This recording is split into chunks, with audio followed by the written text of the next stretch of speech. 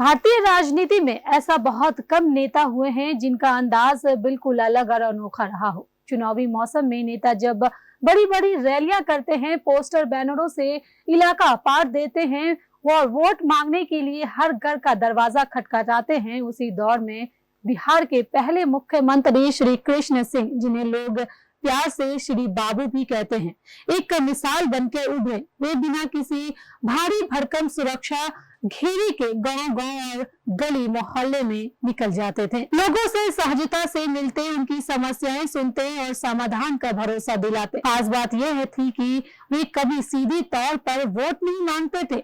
उनका मानना था कि अगर उन्होंने 5 साल जनता के लिए काम किया है तो जनता खुद ही उन्हें वोट देगी, और अगर काम नहीं किया तो वोट मांगने का कोई हक भी नहीं है। श्री बाबू को लोग आज भी बिहार केसरी और आधुनिक बिहार का शिल्पकार कहते हैं। उनके कार्यकाल में बिहार ने औद्योगिक विकास की दिशा में महत्वपूर्ण कदम बढ़ाए। हालांकि उस समय जिन इलाकों में बड़े पैमाने पर उद्योग स्थापित हुए, वे आज झारखंड का हिस्सा बन चुका है। साल 1957 का एक किस्सा आज भी लोग याद करते हैं। जब श्री बाबू शेखपुरा जिले के बरबीघा से चुनाव लड़ रहे थे, उस समय उन्होंने अपने सहयोगियों से साफ कह दिया था कि वे जनता से वोट मांगने नहीं जाएंगे। यह बात उनके सिद्धांत और आत्मविश्वास को दर्शाती थी। वे मानते थे कि राजनीतिक केवल भाषा और वादों का खेल नहीं, बल्कि जनता के बीच जाकर उनके जीवन में सुधार लाने का काम ही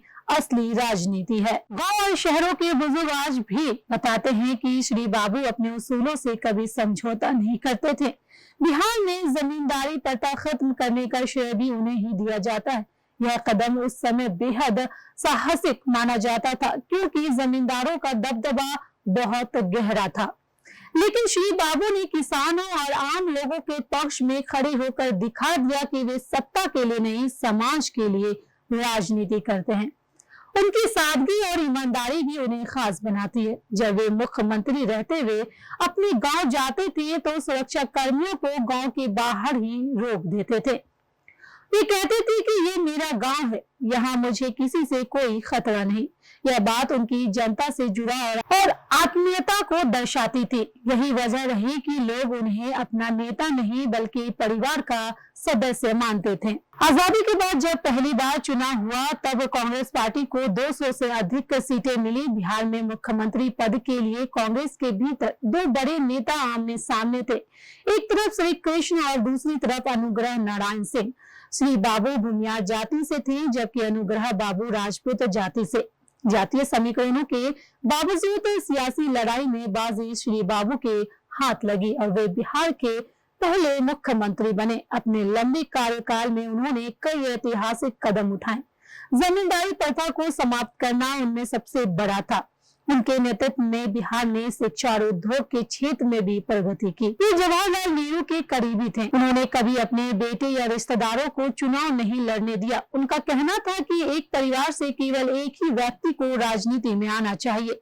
यह विचार उस दौर में भी उतना ही प्रासंगिक था जितना आज है। श्री बाबू का निधन 1961 में हुआ था, लेकिन उनके जीवन की सादगी का अंदाजा इसी बात से लगाया जा सकता है कि जब उनकी निजी तिजोरी खोली गई तो उसमें केवल 24,500 रुपए मिले। ये पैसे भी उन्होंने अलग अलग सामाजिक और व्यक्तिगत कार्यों के लिए रखे थे। एक मुख्यमंत्री जिसने 15 साल तक बिहार की सत्ता संभाली हो और जिसके पास निजी संपत्ति के नाम पर बस इतना ही धन मिले, ये इनकी ईमानदारी की सबसे बड़ी मिसाल है। आज जब राजनीति पर पैसे और परिवारवाद का असर साफ दिखता है, तब भी श्री कृष्ण सिंह की याद और भी प्रासंगिक हो जाती है। उन्होंने साबित किया था कि राजनीति का मतलब केवल सत्ता प्राप्त करना नहीं, बल्कि समाज को बेहतर बनाने की जिम्मेदारी उठाना है। जनता से वोट मांगना उन्होंने जरूरी नहीं समझा, क्योंकि उन्हें भरोसा था कि जनता उनके काम और उनके व्यवहार से खुद ही फैसला करेगी।